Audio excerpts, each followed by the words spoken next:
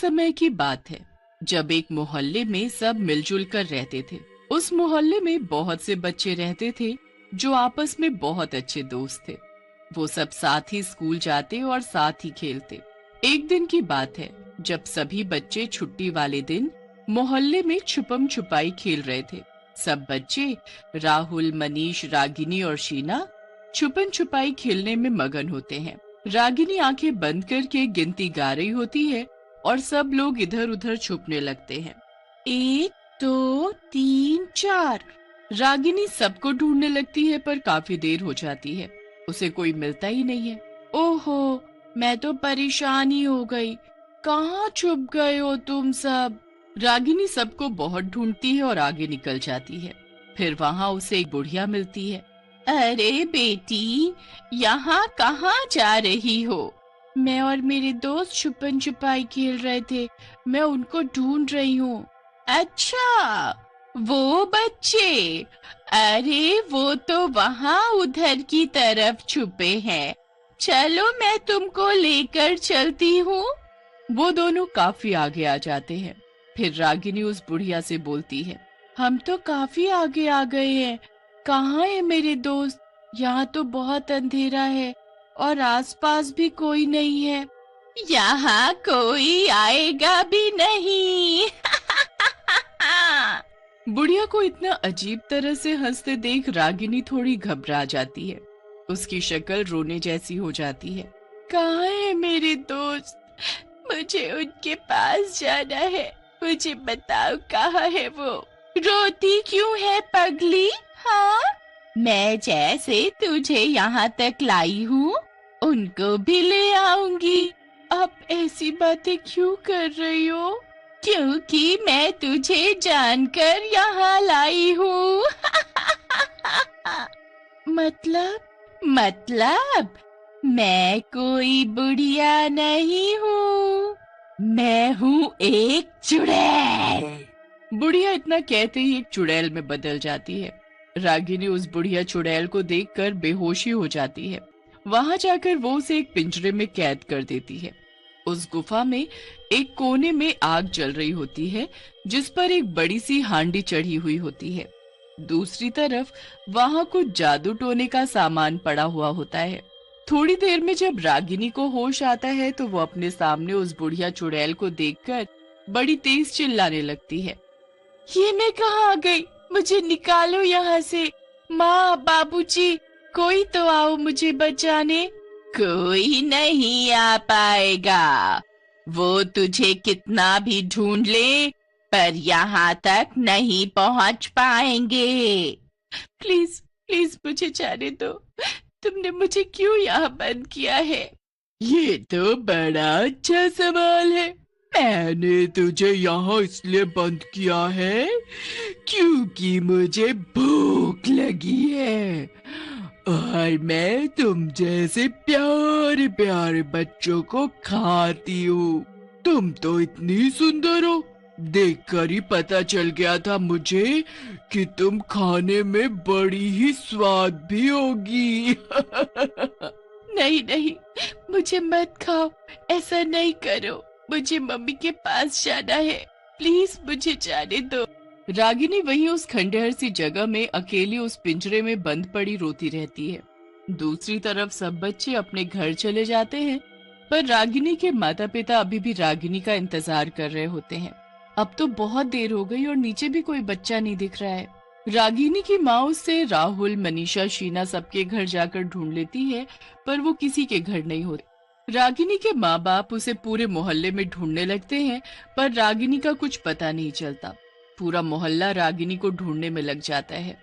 राहुल, मनीषा और शीना भी उसके लिए बड़े परेशान हो जाते हैं कि आखिर वो अचानक गई तो गई कहाँ।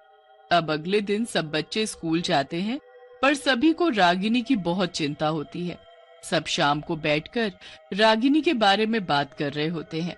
बेचारी रागिनी पता नहीं कहाँ और किस हाल में होगी।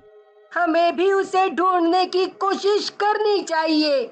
अरे पर हम तो बच्चे हैं, हम क्या ही कर सकते हैं। हाँ, ये भी है।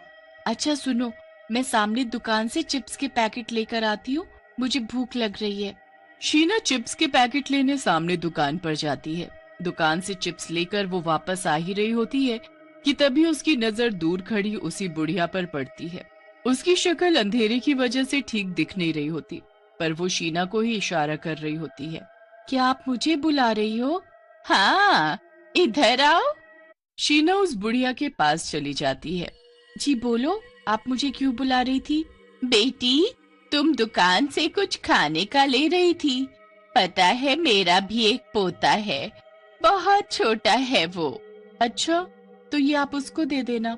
नहीं दे सकती मैं बेटी, उसके माँ बाप मुझे अपने घर नहीं आने देते। पर एक काम करो ना, तुम एक बार मुझे मेरे पोते से मिलवा दो। वो यहीं रहता है, वो सामने। उसको एक बार घर के बाहर बुलाना और मैं उससे मिल लूंगी। मेरी प्यारी बेटी, एक बार मिलवा दो मुझे।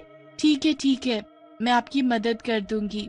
मैं तुमको वहां लेकर चलती हूँ, मैं फिर वहीं कहीं छुप जाऊंगी। शीना उस बुढ़िया की बातों में आ जाती है और उसके साथ चल देती है। काफी देर हो जाती है तो शीना उस बुढ़िया से पूछने लगती है, अरे अभी तक घर नहीं आया, मैं इतनी दूर आ गई। अरे बस आ गया, वो देखो सामने।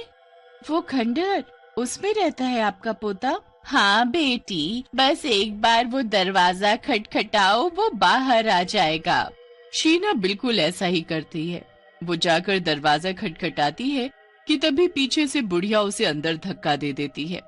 शीना जोर से अंदर जाकर गिरती है और अपने सामने रागिनी को पिंजरे में बंद देखकर हैरान हो जाती है। रागिनी, तुम यहाँ? ये क्या हो रहा है? शीना फिर उस बुढ़िया की तरफ देखती है तो वो एक चुड़ैल बन जाती है। चुड़ैल, तुम यहाँ से भाग जाओ शीना, वरना ये तुमको भी यहाँ कैद कर लेगी। शीना जल्दी से खड़ी होती है और उस चुड़ैल को धक्का देकर भाग जाती है। चुड़ैल उसको गुस्से से देखती है और उसके पीछे पीछे भागने लगती है। चुड़ैल बुढ़िया भी शीना को पकड़ने की पूरी कोशिश करती है। अंधेरा होने के कारण आसपास कुछ ठीक से दिख नहीं पा रहा होता है और शीना सीधा एक गड्ढे में जाकर गिर जाती है और पूरी कीचड़ में लथपथ हो जाती है। तभी वो चुड़ैल वहीं आकर खड़ी हो जाती है और शीना को इधर उधर देखने लगती है। कहाँ गई ये लड़की? अभी तो यहीं से भागती हुई गई थी। चुड़ैल बुढ़िया शीना को इधर उधर देखकर आगे निकल जाती है, जबकि शीना तो कीचड़ में लथपथ वहीं गड्ढे में पड़ी होती है। अच्छा हुआ मैं इस गड्ढे में गिर गई, वरना ये चुड़ैल बुढ़िया मुझे देख लेती और मुझे भी रागिनी की तरह कैद कर लेती। अब मुझे कैसे भी अपने दोस्तों के पास पहुंचना होगा और उनको सब बताना होगा। शीना हांफते हुए उनको आवाज लगाती है, मनीष, राहुल। अरे वो कीचड़ में शीना है ना? हे भगवान, इसे ये क्या हो गया? जल्दी से दोनों शीना के पास जाते हैं। शीना उन दोनों को सारी बात बताती है कि कैसे उस चुड़ैल बुढ़िया ने रागिनी को कैद कर रखा है और उसे भी धोखे से वहां ले गई थी। हमें रागिनी को कैसे भी बचाना होगा। तो क्या हमें घर पर जाकर सब बता देना चाहिए? नहीं, अगर हमने उन्हें बता दिया तो वो अभी के अभी वहाँ चले जाएंगे और इस वक्त वो चुड़ैल वैसे ही सतर्क हो गई है। हमें ये काम बड़ी सावधानी से करना होगा। एक काम करते हैं, कल हम हमेशा की तरह यहाँ खेलेंगे। वो चुड़ैल बुढ़िया के भेस में जरूर आएगी, बस फिर उसको पागल बनाकर हमें रागिनी को वहाँ से आजाद करना है। अगले दिन सब बच्चे हमेशा की तरह खेलने में लग जाते हैं, पर सबका ध्यान उस बुढ़िया के इंतजार में लगा रहता है। काफी रात हो जाती है पर बुढ़िया नहीं आती, पर तभी शीना को वो बुढ़िया दिख जाती है। वो रोड की दूसरी तरफ एक बच्चे से बात कर रही होती है। राहुल, मनीष, वो देखो, वो रही वो बुढ़िया, उस बच्चे से बात कर रही है। मनीष, तुम यहीं रुको, मैं और राहुल रागिनी के पास जाते हैं। राहुल और शीना जल्दी से भागते हुए उस खंडहर तक पहुंचते हैं। दरवाजा खोलकर वो अंदर जाते हैं तो वहां से रागिनी गायब होती है। शीना और राहुल एकदम निराश हो जाते हैं, पर तभी शीना को रागिनी का बैंड दिखाई देता है। दोनों आगे बढ़ते जाते हैं और उनको एक के बाद एक चीज मिलती जाती है। आखिर में वो रागिनी तक पहुंच जाते हैं। रागिनी के हाथ पैर बंधे होते हैं और सामने एक बड़ी सी हांडी में पानी उबल रहा होता है। शीना और राहुल जल्दी से रागिनी के हाथ पैर खोल देते हैं, पर तभी चुड़ैल के आने की आहट आती है। बहुत भूख लगी है, उस पागल लड़के का भाई नादा तो उस छोटे बच्चे की कच्ची कच्ची उंगलियां खाने में आज तो मजा ही आ जाता। अरे ये लड़की कहाँ गई, कहाँ गई ये लड़की? चुड़ैल बुढ़िया गुस्से में पागल हो जाती है। यही मौका होता है अब बस उस चुड़ैल को खत्म करने का।